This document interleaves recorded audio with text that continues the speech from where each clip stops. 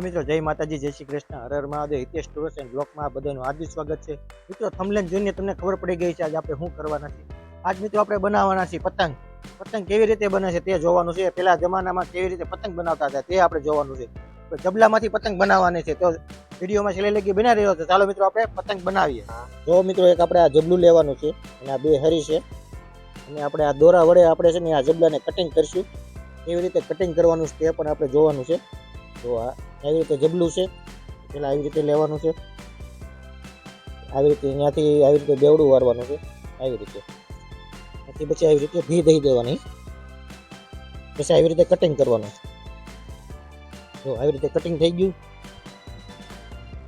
પછી આવી રીતે જબલું ઊંધું કરી નાખવાનું છે. પછી પાછો આવી રીતે દોરો રાખવાનો છે, આવી રીતે જબલું કરી બરોબર માપ લઈને, આવી રીતે માપ લઈને પછી આવી રીતે બે શેરા બેવડા વાર દેવાના. પછી આવી રીતે કરી નાખવાનું. પછી આવી રીતે કટિંગ કરવાનું.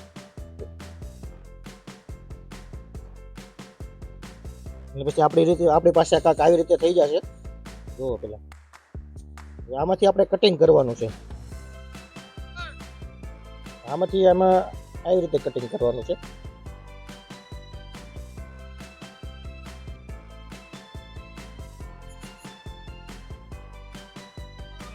આવી રીતે કટિંગ થઈ જશે. આપણી પાસે આવી રીતે જબલું વધશે, તો આપણે આને આવી રીતે પતંગને માપનું પરફેક્ટ કટિંગ કરવાનું છે. કેવી રીતે કટિંગ કરવાનું છે હું તમને શીખવાડું છું.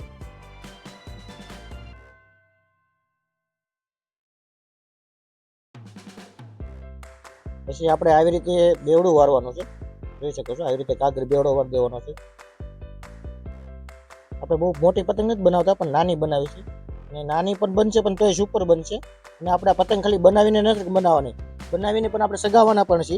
જોઈ જોશો, આવી રીતે આપણે કરવાનું છે. પછી આવી રીતે દોરો રાખવાનો છે. જો કોઈ પાસે કાતર ન હોય તો તમે દોરા વડે આવી રીતે કટિંગ પણ કરી શકો છો. જો આવી રીતે રાખીને આવી રીતે કરીને આવી રીતે કટિંગ કરવાનું છે. આ કાગળ વધ્યો છે એ આપણે સાઈડમાં મૂકી દઈશું, અને આપણી પાસે આવી રીતે કાંક થઈ જશે. જુઓ, આવી રીતે હવે આમાં પતંગ બનાવવાની છે. એ તમે મિત્રો તમે જોઈ શકો છો. આપણે આવી રીતે પતંગ બનાવશું. જુઓ, આપણી પાસે આ બે હરીઓ તો છે, જોઈ શકો છો. આ બે હરીઓ છે અને આ ત્રીજી હરી છે વચમાં રાખવાની. આપણે આમાંથી જે સારી લાગે એ હરી લઈ લેવાની છે. કેવી રીતે બાંધવાની છે તમે જોજો. આપણે આવી રીતે માપ લઈ લેવાનું છે કે ભાઈ આવી રીતે માપ છે, પછી આવી રીતે બાંધી દેવાનું. બાંધી દીધું છે. હવે અહીંથી તમે જોઈ શકો છો, અહીંથી આવી રીતે માપ લેવાનું છે. વચમાં હરી આવે તેનું. પછી અહીં વધારાની હરી છે એ આપણે અહીંથી આમ કાપી નાખશું. કાપી નાખીએ પછી દોરા વડે પાછો બાંધી દઈશું. આપણે વધારાનો ભાગ હોય કાપી નાખવાનો, પછી આવી રીતે પાછી બાંધી દેવાનો. આ પતંગ છે તે દેશી પદ્ધતિની પતંગ છે મિત્રો. પેલા બધા ગઢિયા હતા તે આવી રીતે પતંગ બનાવતા ને પેલા સગાવતા. પેલા તો પતંગ ઉકાય પેલા એવી રીતે હતી નહીં. હા, અમે શીખાશી, અમારા દાદા પાસેથી જ શીખાશી. જુઓ તમે, ઉસમાં આપણી હરી આવી રીતે આવી ગઈ છે, તમે જોઈ શકો છો. પતંગનો શેપ આવી ગયો છે પૂરેપૂરો. હવે આપણે વચમાં હરી રાખી દીધી છે ને હવે બેવડી હરી કરીને રાખવાની છે. ત્યાં પણ આપણે આવી રીતે રાખશું.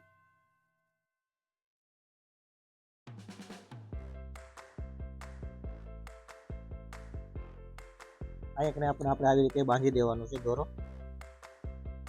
ને જો તમે મિત્રો આવી રીતે ન કરવી હોય પતંગ, તમારે બીજી પદ્ધતિથી કરવી હોય તો તમે આમાં ટેપ પણ મારી શકો છો.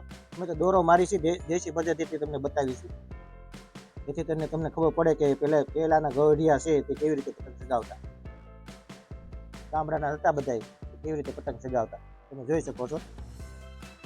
પતંગનો શેપ પૂરેપૂરો આવી ગયો છે. સરસ મજાનો પતંગનો શેપ તમે જોઈ શકો છો મિત્રો. આવી રીતે આપણે એમ કરી નાખવાનું છે. જોઈ શકો છો, સરસ મજાની પતંગનો શેપ આવી ગયો છે આપણો. વધારાની હોય તે આપણે અહીંથી આપણે કાપી નાખશું.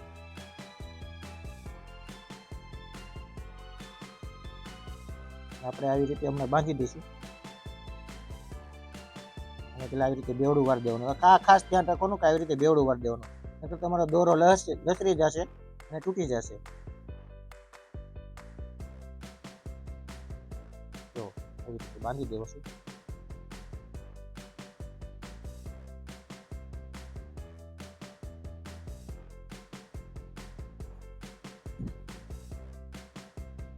જોઈ શકો છો, પતંગ પતંગ તૈયાર થઈ ગઈ છે.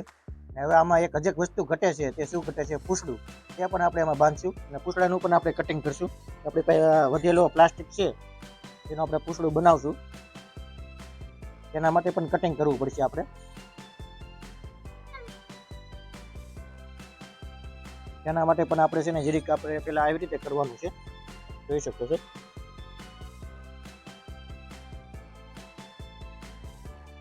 આવી રીતે કટિંગ કરી નાખવાનું છે આપણે પૂછડા માટે. પૂછડા માટે એવું નથી કે એક જે હરખું માપ લેવું પડે, એને ગમે તેમ માપ લઈ શકો છો તમે. મિત્રો આપણે 3 કટકા કાપી નાખ્યા છે અને આવી રીતે પૂછડું છે. પૂછડામાં પણ આપણે આવી રીતે બાંધી દઈશું ગાંઠ.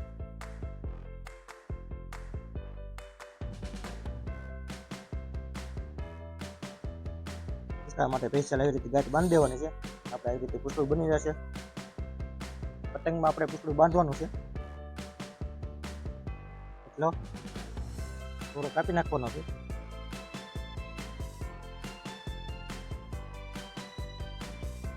આવી રીતે ગાંઠ મારીશું.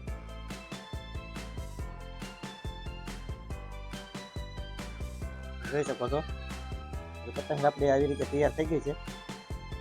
જોઈ શકો છો સરસ મજાની આપણી પતંગ આવી રીતે તૈયાર થઈ ગઈ છે. અને આ પતંગ આપણે બનાવી નાખીએ છીએ અને હવે આપણે સગાવાના છીએ પણ, અને એ પણ હું તમને દેખાડવાનો છું. હવે આપણે આના કાના માત્ર બાંધી લઈશું. કાના માત્ર બાંધીને તમને હું પણ બતાવીશ.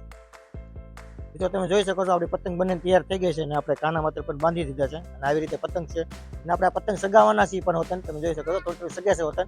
અને હું સગાવીને તમને પણ બતાવીશ કેવી સગે છે. તમે જોઈ શકો છો આપણી પતંગ જવા માંડી છે, સગવા માંડી છે. આ દેશી પદ્ધતિથી પતંગ બનાવેલી છે આપણે. તમે જોઈ શકો છો આપણી પતંગ ઘણી આગી વહી ગઈ છે. તમે 10 રૂપિયા 15 રૂપિયા ને 5 રૂપિયાની પતંગ લો એની કરતા ઘરે બનાવેલી પતંગ તમે જો કે આપણી આગી વહી ગઈ પતંગ. જોઈ શકો છો આપણી પતંગ સગાવવામાં કેવી છે મસ્તીની. જો તમે મસ્તીની ખેંચવામાં તમે જો એક નંબર છે ખેંચવામાં પતંગ. જેવી તેવી પતંગ નથી, એક નંબર પતંગ છે આપણી. જો મિત્રો તમને અમારો વિડીયો ગમ્યો હોય તો લાઈક કરો, શેર કરો અને સબસ્ક્રાઈબ કરો. નવા વિડીયો જોવા માટે અમારી ચેનલ સબસ્ક્રાઈબ અવશ્ય કરી નાખજો એક વખત. તો તમને મજા આવશે. અમારા નવા વિડીયો નવા આવતા રહેશે.